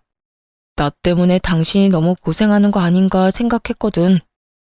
들어가서 좀 쉬어. 뒷정리는 내가 할게. 아니야, 같이 해. 혼자 언제 다 하려고 그래. 아니야. 내가 다 할 수 있어. 당신은 준비하느라고 정신 없었을 텐데 얼른 들어가서 쉬어. 내가 얼른 끝내고 들어갈게. 그래? 그러면 수고해. 남편은 묻지도 않은 직원의 가족관계까지 설명하며 저를 방으로 밀어넣으려 하더군요. 결국 남편에게 뒷정리를 맡기고 안방으로 들어와 버렸습니다. 아무리 좋게 생각해 보려고 해도 의심스러운 정황에 한참을 고민하던 저는 아기가 태어나기 전 충동적으로 구매했던 홈 CCTV 2개를 꺼내들게 되었죠. 무선으로 몰래 숨기기 좋아 보였거든요. 하나는 남편이 거실을 치우는 사이 아기 수납장 맨 위 인형들 사이에 숨겼고, 하나는 남편이 자는 사이 거실에 있는 수납장 안에 숨겨두었죠. 아예 신경을 쓰지 않고 보면 아무도 눈치채지 못할 정도로 몇 번이고 확인했고, 그렇게 아무 일도 아무것도 모르는 척 일상생활을 잘하고 지냈죠. 어느덧 남편의 복직 일주일 전으로 다가왔지만 그때까진 아무리 CCTV를 살펴봐도 그 어떠한 의심스러운 장면이 없더라고요. 의심스럽기는커녕 아들을 보느라 고생인 남편을 보는데 안쓰러운 마음마저 들었어요. 남편은 긴 시간 외출하는 일이 거의 없었고, 해봤자 아이와 함께 잠시 단지 내에 산책하러 간다거나 아이와 외출 시간이 길다 싶으면 함께 장을 봐서 오는 듯 양손 가득 먹거리를 사들고 들어오더라고요. 그런 남편의 생활을 지켜보고 있자니 괜한 사람을 오해한 것 같아 죄책감마저 느껴지더라고요. 그런 생각이 드니 이 모든 것이 무슨 짓인가 하는 생각이 들며 집에 숨겨왔던 CCTV를 치워야겠다고 마음먹은 어느 날이었어요. 그날은 의도치 않은 야근이 생겨 저녁 10시가 넘어가도록 퇴근을 못하던 날이었어요. 남편에겐 야근 때문에 많이 늦을 것 같다고 말해놓고 아이가 잘 있는지 틈틈이 휴대폰으로 챙겨보고 있었죠. 그런데 그날따라 남편의 행동이 수상하더라고요. 평소엔 편한 차림으로 집에서 지내던 사람인데 그날따라 옷을 신경 쓴다 싶더니 이곳저곳 다니며 탈취제를 뿌리질 않나, 또 심지어는 손도 대지 않던 화장실 청소까지 하기 시작하더군요. 이불을 터는 모습이 보이기도 했고요. 정말 이상하다는 생각이 들던 그때 저녁 7시쯤 집에 누군가 찾아온 듯 했고, 그 누군가는 저의 예상대로 그 여자였어요. 두 사람은 제가 없는 제 집에서 마치 신혼부부라도 되는 양 행복한 시간을 보내기 시작하더라고요. 그러면서 나누는 두 사람의 대화에 손이 벌벌 떨리더군요. 자기야, 왜 이렇게 오랜만에 왔어? 아이고, 혹시 모르잖아. 일도 바쁘기도 했고, 그날 주원이가 나한테 엄마라고 하면서 내 무릎에 앉는데 내가 태어난 척했지만 정말 깜짝 놀랐다니까. 자기 부인은 아무 말도 안 했어? 내가 말했잖아. 그 여자 눈치가 진짜 없다고. 그날도 무사히 잘 넘겼다고. 자기 덕분에 밥 편하게 먹었다고 오히려 고마워하더라니까. 그나저나 나도 깜짝 놀랐지 뭐야. 엄마라고 하라고 시키긴 했지만 집사람 앞에서도 자기한테 엄마라고 할 줄은 전혀 몰랐잖아. 남편은 아들의 머리카락을 쓰다듬으며 상간녀를 보고 웃고 있었고, 상간녀 역시 남편과 눈을 마주하며 웃는가 싶더니 아들을 끌어안고 경악스러운 말을 하기 시작했어요. 그러니까 우리 주원이가 참 똑똑하다니까. 주원아, 엄마 해봐. 엄마. 그래 주원아, 지금부터 익혀둬. 네 엄마가 될 수도 있으니까 말이야. 남편과 상간녀는 제 아들을 붙잡고 엄마라고 말하라며 시키고 있었고, 아직 아무것도 모르는 아들은 그저 맑게 웃고 있더라고요. 그 모습을 보는데 정말 눈이 돌아버릴 것만 같은 기분이었어요. 그게 끝이 아니에요. 상간녀는 옷방으로 들어가 편한 옷까지 갈아입고 나와선 집 주인인 척 행세를 하는데 정말 집으로 당장 뛰어가고 싶은 심정이었어요. 그 모든 장면을 보는데 왜 제 아들이 상간녀에게 엄마라고 부르며 살갑게 굴었는지 알 것만 같더라고요. 기특하고 똑똑하다며 아들에게 관심을 주는 것도 잠시. 둘만의 시간을 보내기 시작하자 아들은 방에서 혼자 놀고 있으라며 뒷전이 되어버렸고, 두 사람은 그저 세상에 둘만 남은 사람처럼 시간을 보내더군요. 그런데 자기야, 자기 정말 이혼할 거야? 너? 자기가 원하면 이혼이든 뭐든 다 할 수 있지. 자기는 내가 이혼하고 자기랑 살았으면 좋겠어? 나야 그러면 좋지. 이혼을 하더라도 최대한 조용하게 잡음 없이 해야 해. 당신 부인이 알면 위자료는 둘째치고 우리 일에도 지장이 생길 수도 있다고. 그래, 나도 알아. 그런데 집사람은 걱정도 하지 마. 지금쯤 아무것도 모르고 열심히 일만 하고 있을 테니까 말이야. 어쨌든 나도 조용히 빠르게 이혼할 수 있는 방법을 찾고 있으니까 조금만 더 기다려줘. 당연하지. 언제까지든 기다릴 테니 이혼하고 오기나 해. 두 사람은 제가 모든 것을 듣고 보고 있다는 사실은 상상치도 못한 채 저와의 이혼을 계획하고 있었고 그 모습을 보는 저는 분노로 몸이 다 떨려왔어요. 그렇게 전 모든 상황들을 보며 이혼을 결심하게 되었고 아들을 뺏기지 않고 보호하고자 계획을 세우게 되었죠. 들어보니 남편은 아들을 본인이 키우고 싶어 하는 것 같았고 상간녀는 그런 남편의 말에 동의하는 척은 하지만 진심은 그게 아닌 듯 했습니다. 남편이 잠시 화장실을 가거나 하면 다가오는 아들을 밀어내기 바빴으니까요. 모든 증거를 확보한 저는 회사를 며칠 쉬기로 하고 변호사를 만나며 이혼을 준비하기 시작했어요. 남편의 외도로 비롯된 이혼이기도 하고 상간녀의 행동, 남편이 아들이 있는 장소에서 외도를 저지른 점, 거기에다 두 사람의 시간을 보내느라 우는 아들을 그냥 방치한 점 등 여러 가지 증거로 볼 때 양육권은 제가 가지고 올 확률이 거의 확실하다고 했지만 더 확실하게 양육권을 가져올 증거가 필요했어요. 그래서 남편을 시댁으로 불렀고 시댁에서 확실하게 제 양육권을 확보하기로 했죠. 아들을 친정에 맡기고 온 남편이 시댁으로 들어왔고 전 남편 놈이 들어오자마자 남편의 싸대기를 시원하게 날려버렸죠. 순식간에 일어난 일에 남편과 시모는 멍하니 보고만 있었고 시모는 목덜미를 잡고 개거품을 물고 있더라고요. 너 이게 무슨 짓이야? 감히 내 앞에서 누구 얼굴에 손을 대는 게야? 네가 정녕 미친 거야? 어머님, 미친 사람은 내가 아니라 이 사람이에요. 제 말에 남편은 억울하다는 듯 저를 보며 득달같이 따지고 들기 시작했어요. 내가 뭘 잘못했는데 다짜고짜 이러는 거야? 내가 갑자기 왜 이러는지 조금도 짐작이 안 가니? 그만큼 당당한 거야? 아니면 워낙 잘못한 게 많아서 뭘 말해야 할지도 모르겠는 거야? 말을 해. 당신이 아무 설명도 없이 이러는데 내가 어떻게 알아? 정확히 설명을 해보란 말이야. 아, 그래? 그러면 이거 좀 볼래?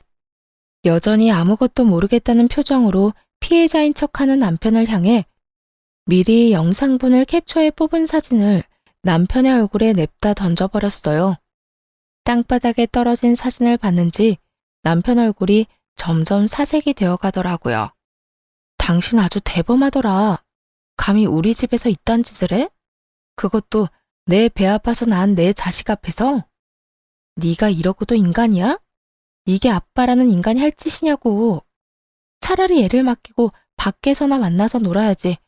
이게 도대체 뭐 하는 짓이야? 여보, 그게 아니라 내 말 좀 들어봐. 그게 아니긴 개뿔. 이미 다 듣고 이미 다 봤어. 너 나랑 이혼한다며? 최대한 조용하고 잡음 없게 이혼을 해? 누구 맘대로 내가 너랑 이 여자 가만둘 것 같아? 저는 고함을 질러버렸고 시모는 빠르게 다가와 바닥에 떨어진 사진을 주워 들더라고요. 사진을 쥔 시모의 손이 덜덜 떨리고 있었는데 그런 손과는 달리 표정은 애써 평온한 척 연기를 하기 시작했어요. 그 상황에서도 어떻게 해서든 남편에게 불리한 상황을 만들기 싫어 악착같이 괜찮은 척, 아무렇지 않은 척, 태연한 척 연기를 하는 것이었죠. 그렇게 한참 마음을 가다듬던 시모는 태연한 목소리로 말했어요. 그래서 어쩔 거니? 애도 있는데 이까진 일로 이혼이라도 할 거니? 남자들 사회생활 하다 보면 이런 실수 한두 번은 다들 하고 살아. 남편이 바람 좀 피웠다고 이혼하면 이 세상에 나만 아는 부부가 있을 거라 생각해? 어머님 같으면 다른 여자랑 바람나서 언제 이혼할까 날짜 세고 있는 남자랑 살 수 있어요? 나 때는 다 그러고 살았다. 두 집 살림쯤은 기본으로 참고 살았어. 그건 그때고 지금은 아니잖아요. 어머님은 이해하고 살 수 있을지 몰라도 저는 제정신이 올바르게 박혀 있어서 절대 그렇게는 못 살겠네요. 당장 이혼할 겁니다. 시모는 단호한 제 태도에 콧방귀를 끼며 제 예상에서 한치도 벗어나지 않는 말을 하기 시작하더군요. 그래? 네 뜻이 정 그렇다면 이혼하거라. 너랑 이혼한다고 한들 우리 아들이 혼자 살 것도 아니고. 말이야 바른 말이라고 그냥 평범한 회사원인 너보단 같은 공무원 며느리가 나도 좋겠네. 이혼은 해도 되는데 단 내 손주는 네가 못 데리고 간다. 그건 네가 무슨 말을 하고 네가 어떤 수를 써도 절대 안 되는 일이니 그렇게 하라. 이미 예상했던 대로 흘러가서 그런가 저딴 말을 들어도 놀랍지도 않더라고요. 전 그런 시모의 말에 눈 하나 깜빡하지 않고 준비한 말을 꺼냈어요. 그러죠 뭐. 여자 혼자 아들 키우는 게 어디 보통 일이겠어요? 그렇게 원하신다면 제 아들 데리고 가서 잘 키워보세요. 그런데 어머님, 새며느리 될 이 여자도 과연 어머님이랑 같은 생각일까요? 나이도 어려 직업도 공무원이라 앞날이 창창한데 이혼남인 것도 모자라 애까지 있다고 하면 글쎄요. 지금은 사랑에 눈이 멀어서 앞뒤 재지 않고 이딴 짓까지 한다고 쳐도 막상 정말 이혼까지 하고 애까지 키워야 한다고 하면 그 여자가 순순히 받아들일지는 잘 모르겠네요. 뭐야? 지금 네 말은 그 여자가 내 손주를 안 키워주기라도 할 거란 말이야? 그렇잖아요. 어머님 같으면 직업도 공무원에 나이도 어린데 이혼남도 모자라 애까지 키워야 한다고 하면 그런 결혼할 것 같아요. 제가 본 게 좀 있어서 그러는데 그 여자 절대 제 아들 제대로 안 키울 거예요. 우리 집에 나 몰래 왔을 때도 남편이 화장실 가니 애는 나 몰라라 하던데요, 뭘. 이렇게 바득바득 우겨서 데려간 아들 다른 데는 맡기지는 못할 거고 그렇다고 해서 어머님이 이제 걷기 시작한 애를 도맡아 키울 수는 없을 텐데 그래도 손주가 아까워서 저에게 못 주겠다고 하면 하는 수 없죠. 제가 포기할게요. 시모는 제 말을 가만히 듣고 있더니 일리가 있다 싶었는지 순식간에 말을 뒤집더군요. 아, 아니다. 모름지기 애는 엄마가 키워야 하는 게야. 나야 물론 내 새끼 곁에 두고 보면 좋겠지만 어디 내 생각만 할 수 있니? 우리 손주를 위해서 이 할미가 포기할 건 포기해야지 뭐. 시모의 말에 남편이 나서 그럴 순 없다고 했지만 그 역시도 아들 혼삭기를 막을까 걱정됐던 시모가 득달같이 반박하고 나서주더군요. 그래도 애를 어떻게 보내? 난 내 아들이랑 같이 살 거야. 내 아들이랑 떨어져 살기 싫다고. 이 녀석아, 조용하지 못해? 애야 한 번씩 보면 되지만 넌 이혼해서 혼자 어떻게 살 거야? 한평생 외롭게 살 거야? 그건 걱정하지 마. 지혜가 우리 아들 자기 자식처럼 키워준다고 했다고. 그걸 다 믿어? 지금이야 너한테 눈이 멀어서 애가 어려도 뭐든 다 하겠다고 말하겠지만 막상 너 이혼하고 네가 아쉬운 처지 돼봐라. 그때도 네 말처럼 애 키운다고 말이 나올지. 그리고 너희 살면서 애라도 생기면 어떻게 할 거야? 여자는 제 배 아파 낳은 자식한테 손길 눈길 한 번씩은 더 가게 되는 법이야. 설마 우리 지혜 그런 여자 아니라고. 그런 여자라서 그렇게 행동하는 게 아니라 그런 상황이니 그렇게 행동할 수밖에 없다는 걸 왜 몰라 이 녀석아. 괜히 애 때문에 상황 시끄럽게 만들지 말고 그냥 넌 홀가분하게 애 주고 와서 깨끗하게 새 출발해. 시모의 반박 불가한 말에 남편은 어느새 수긍하며 고개를 끄덕이고 있었고 전 마음속으로 쾌재를 불렀습니다. 만약 그럼에도 시모와 남편이 양육권을 가지려 우겨대면 읊어주려고 미리 작성해왔던 변호사님의 자문도 주머니 속에 있었거든요. 뭐 귀찮은 일은 덜었던 것이었죠. 그래, 그러면 우리 아들 양육권은 당신이 가져. 그 대신 우리 아들 잘 키워야 한다. 정말 잘 키워야 해. 어쩔 수 없지 뭐. 그런 걱정은 하지도 마. 그래도 내가 엄만데 남보다 내가 더 지극정성으로 키우지 않겠어? 당신은 이상한 걱정하지 말고 이혼이나 잘 준비해.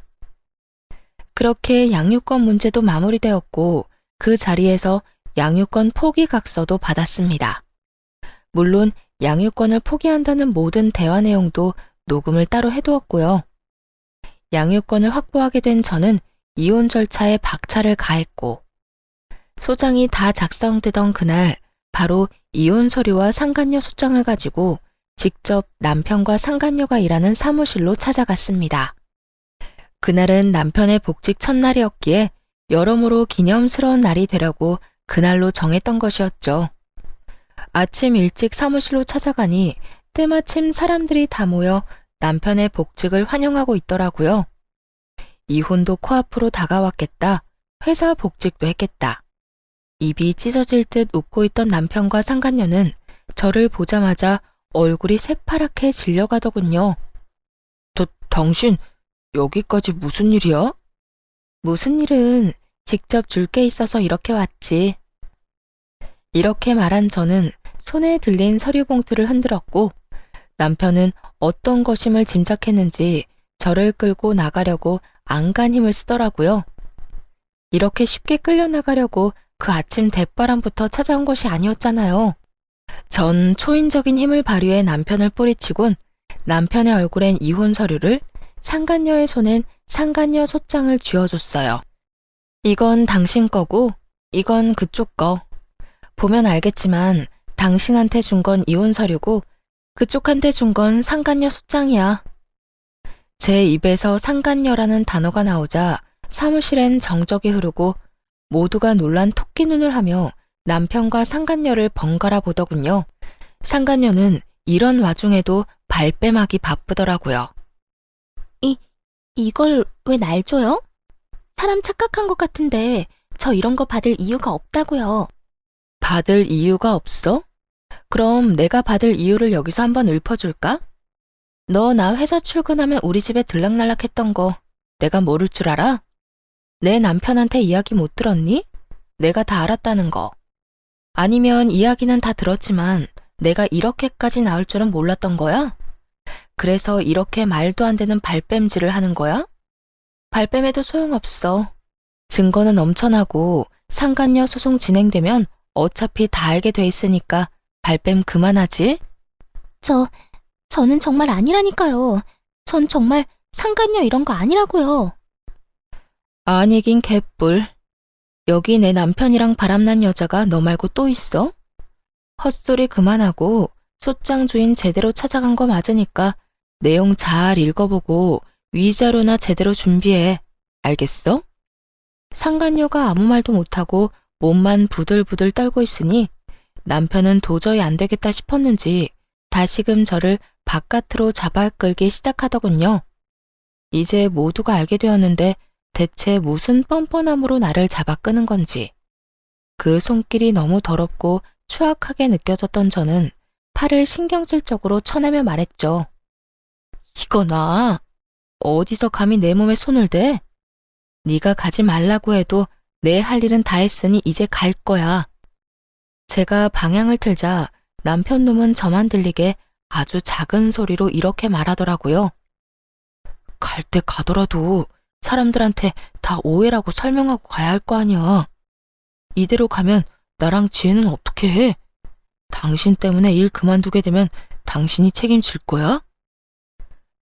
어쩌면 인간이 이렇게나 뻔뻔할 수가 있는지 그 순간 멍하더라고요.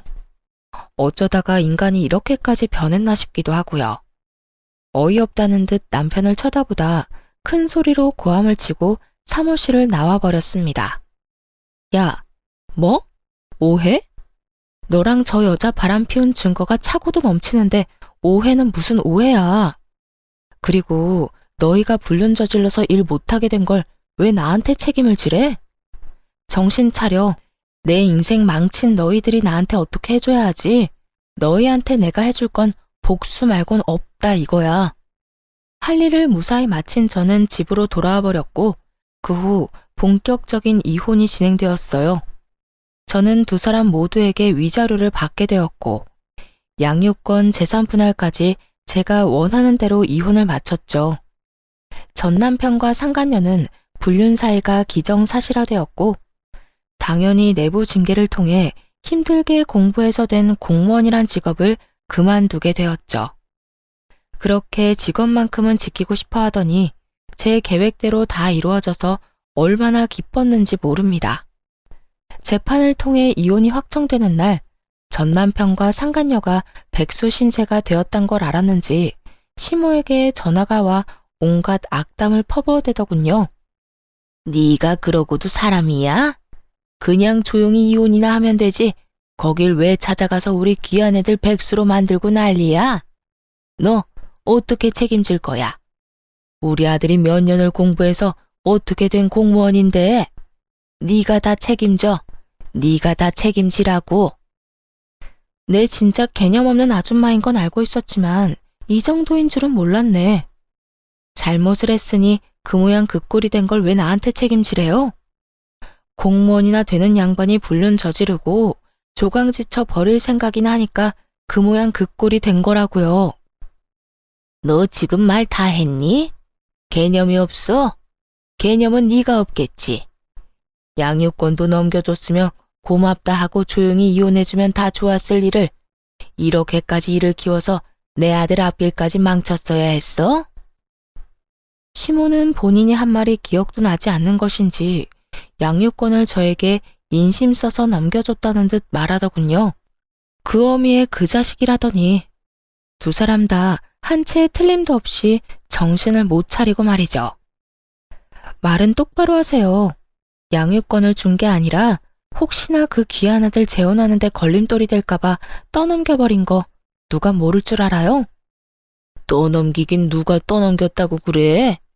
내가 그때도 말했다시피 애는 엄마가 키우는 게 맞으니까 마음이 아파도 보낸 거였다. 어디 그 말만 했나요? 애는 홀가분하게 엄마 줘버리고 깨끗하게 새 출발하고도 했잖아요.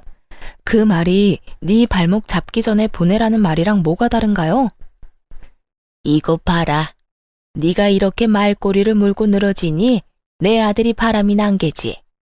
남자가 나가서 바람 피우는 데는 다 여자 때문이지 무슨 이유가 있겠니? 그러니까 너도 내 아들 욕하고 다니지 말고 네 반성이나 하면서 살아.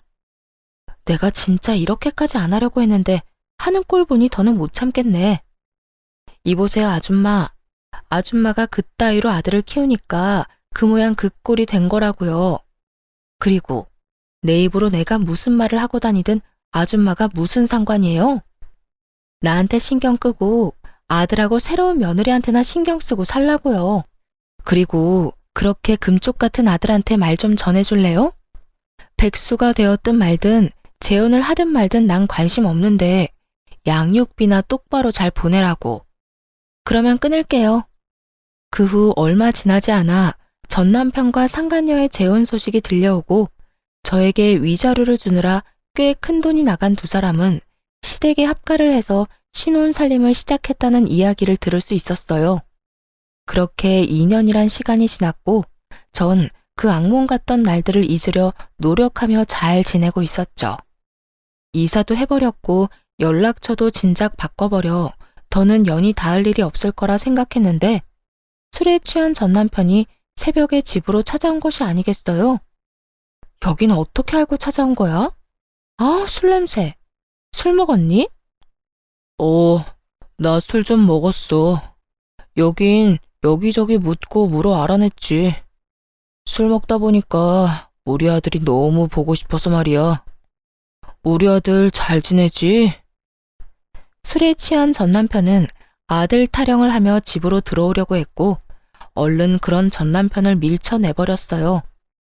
양육비는 고작 6개월 주고 잠수를 타버린 놈이 어디서 감히 아들을 입에 올리는 것인지 아직도 정신 못 차렸구나 싶더라고요.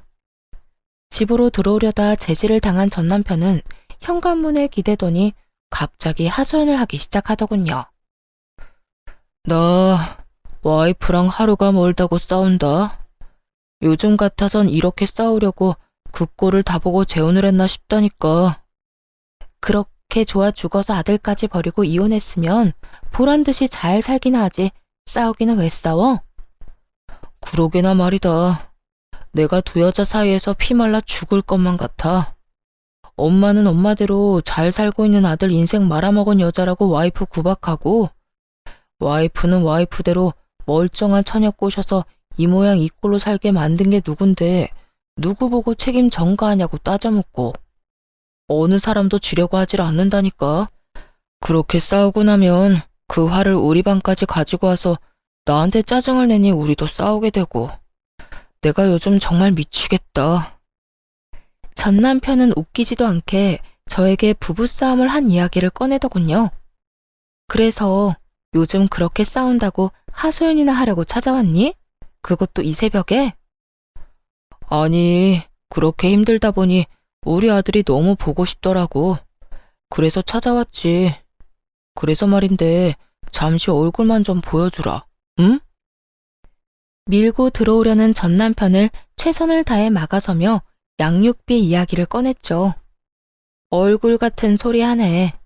내가 너 양육비 청구 소송하려다가 네 인생이 불쌍해서 참고 있는 거야. 이때껏 밀린 양육비 일시불로 내놓을 거 아니면 헛소리 하지 말고 얼른 가라. 아랑곳하지 않고 술주정을 부리기 시작하더군요. 이미 정신이 나가버린 상태인 듯했고 주머니를 뒤져 전 남편의 휴대전화로 상간녀에게 전화를 걸었어요. 지금 시간이 몇 시인데 안 들어오고 뭐해? 그러게, 지금 시간이 몇 시인데 네 남편 지금 우리 집 현관문 앞에 퍼지고 앉아서 술주정 부리고 있다. 얼른 와서 좀 치워줄래?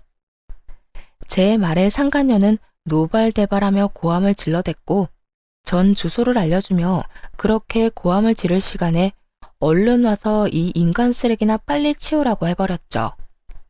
그렇게 전화를 끊고 얼마 지나지 않자 임신을 했는지 배가 꽤 나온 상간녀가 화를 내며 오더라고요. 이게 도대체 무슨 일이야? 두 사람 나 몰래 만나고 있었어요? 두 사람 재결합이라도 하기로 했냐고. 내가 미쳤어?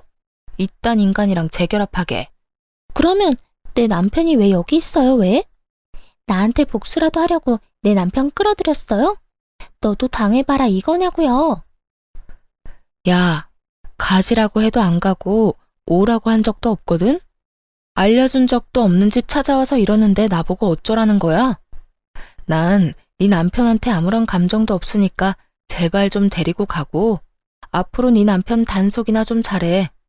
다음에 또 이딴 식으로 찾아오면 경찰에 신고할 거라고 꼭 좀 전해주고. 상간녀는 저를 한번 쏘아보더니 전 남편을 흔들어 깨워 질질 끌고 집으로 돌아가더군요. 그 꼴 참 보기 좋다 싶었네요. 그 후 들리는 전 남편은 또 제 번호를 어떻게 알았는지 연락이 와선 친절히 그 뒷이야기를 전해주더라고요. 당신 도대체 내 와이프한테 그날 뭐라고 한 거야? 혹시 뭐 오해할 만한 이야기 했어? 오해? 무슨 오해? 너랑 나 사이에 남은 오해라도 있니? 난 그저 네 남편 술 많이 취해서 이러고 있으니 데리고 가라고 했을 뿐이야. 아, 나한테 개거품 물길래 남편 단속이나 잘해라고도 했네. 별 말도 안 했는데 내 와이프는 왜 그러는 거야? 당신하고 나하고 다시 만나는 게 분명하다면서 흥신소에 의뢰를 해서라도 증거 잡아낼 거라고 난리를 부리는데 나 정말 미치겠다고. 도대체 우리 집이랑 전화번호 누가 알려줬는지 모르겠는데 이딴 말이나 하려고 전화했니? 술도 다 깬 것 같으니까 다시 한번 말할게. 너 나한테 연락하고 찾아오려거든 밀린 양육비 다 내놔. 양육비는 꼴랑 6개월 주고 입 닦아놓고선 어디서 양심도 없이 연락질이야? 네 부인이랑 싸우든 말든 난 관심도 없으니까 찾아오지도 말고 연락도 하지 마. 한 번만 더 연락하거나 찾아오잖아? 경찰에 신고는 물론이고 바로 양육비 청구 소송 들어갈 테니까 그렇게 알아. 전 전화를 끊어버리고 차단을 해버렸고 그 후 다른 소식이 들려오더군요. 상간녀의 광기 어린 집착에 결국 전 남편도 폭발을 했는지 큰 싸움이 되어버렸고 화가 머리끝까지 난 상간녀는 전 시댁을 뒤집어 엎어버리고 짐을 싸서 나가버렸다고 하더라고요. 전 시모는 그 모습을 보곤 목덜미를 잡고 뒤로 넘어가 버렸고 세상에 다시 없을 사랑이라고 자부하던 두 사람은 이혼을 하게 되었다고 합니다. 뱃속에 아기까지 있는데도 말이죠. 그렇게 사랑해서 모든 걸 다 버리고 결혼까지 하더니 그 사랑의 결말이 겨우 가정 파탄이라니. 역시 불륜 커플에 어울리는 결말이다 싶었네요. 그러게 바람 피운 게 뭔 죄냐며 창피한 줄 모르고 나댈 때 알아봤죠. 그 후 전 잘 지내고 있습니다. 몇 년이라는 시간이 또 지났고 아이는 이제 유치원에 다니고 있어요. 그리고 또 전해드릴 좋은 소식은 제가 결혼을 앞두고 있다는 것이에요. 제가 만나는 남자는 회사 거래처 사람으로 알고 지낸 지는 오래된 사람이에요. 이혼을 하고 3년 뒤쯤엔가 우연찮은 계기로 밥을 함께 먹게 되었고 이런저런 이야기를 나누다 가까워졌죠. 처음엔 그저 친구처럼 지냈는데 어느 날 갑자기 예비 남편이 고백을 해오더라고요. 저 사실은 오래전부터 관심이 있었어요. 그게 이혼하고 난 뒤부터 말이에요. 상황이 상황인지라 천천히 다가가려고 했는데 마음이 자꾸 급해져서 안 되겠어요. 우리 지금처럼 친구같이 만나는 거 말고 좀 더 가까운 사이로 지내면 안 될까요? 이 고백을 듣는데 제 인생에는 다시 없을 거라 생각했던 설렘이 느껴지더라고요.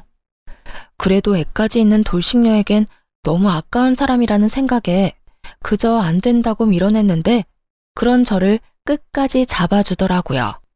그렇게 저는 예비 남편의 마음을 받아주게 되었고 결혼까지 앞두고 있네요. 배려심도 깊고 무엇보다 제 아들을 친자식처럼 아끼고 사랑해주는 제 예비 남편에겐 남다른 아픔이 있는데요. 그건 바로 부모님이 일찍 돌아가셨다는 것이에요. 오랜 시간 사랑이 고팠던 제 예비 남편에게 저와 제 아들이 아낌없는 사랑을 주며 함께 잘 살아가 보려고 합니다. 어렵게 시작한 관계이고 힘들게 마음먹은 재혼인 만큼 더 신중하고 더 최선을 다해 살아보려고요. 다들 응원해 주실 거죠? 사실 아들을 데리고 이혼을 하게 될 때만 해도 제가 재혼을 할 거란 생각은 하지도 못했었어요. 하긴 예상하지 못한 이혼도 했는데 재혼은 못하란 법은 없긴 하죠. 어쨌든 이혼할 때까지만 해도 여자로서의 제 삶은 끝이 났고 오로지 엄마로서의 삶만 남았다고 생각했는데 그건 또 아니더라고요.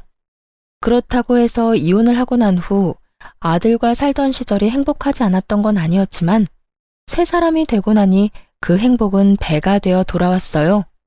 제가 이런 말을 하는 이유는 바로 저와 비슷한 상황에 계신 분들 때문인데요. 아이가 있기 때문에 한 번의 실패 때문에 등등 많은 이유로 새 출발을 생각도 하지 않는 분들이 많더라고요. 그런 분들께 말씀드리고 싶어요. 자녀분을 홀로 양육하고 있다는 건 그만큼 사랑이 넘치고 책임감이 있다는 뜻이고 이혼을 했다는 건 손가락질 받거나 욕먹을 일이 아니란 것이에요. 아무 잘못도 없는 우리가 한 발 내디뎌 행복해야 하는 건 당연한 거 아닐까요? 다들 행복하세요. 제가 응원할게요. 긴 사연 함께 해주신 분들 감사합니다.